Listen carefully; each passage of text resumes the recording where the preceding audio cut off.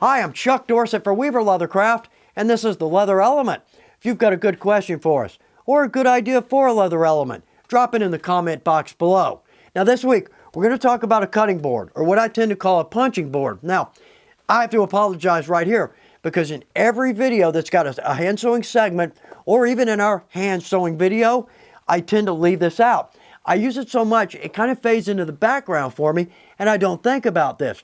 But if you're new to leather, this is critical for all of our punch tools. Now, the poundo board, and you've seen this at the beginning of our videos. I use this for cutting my leather and making my patterns, and I love it because it allows my blade to sink in just a little bit. So therefore, get a very clean cut, but it's not very dense. If I'm using that, then my chisel is going to go right through that, right into my quartz. It's going to trash my tool and my quartz, okay?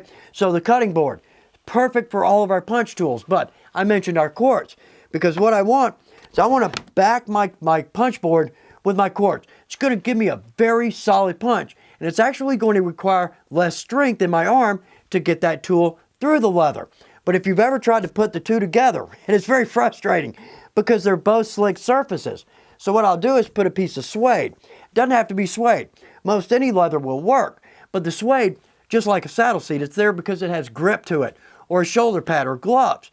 So therefore I can drop that down, lay my cutting board on that, perfectly stable. It's not going anywhere. And also too, that'll suppress the sound a little bit. If you're anything like I am, I tend to maybe work a little too late on projects in the evening. So sound suppression, that can be a little bit of help. But also too, well, a good point is you can chew these up. Over time, they're going to get a little chewed up. But what you can do is with an inexpensive jigsaw, you can cut these and it makes a nice clean cut. But the point there, and let's use a pouch as an example. Say I put a pouch together, I don't want to set my snap holes. You can, but say in this situation I'm not, because I want that flap to fold over and fit tightly.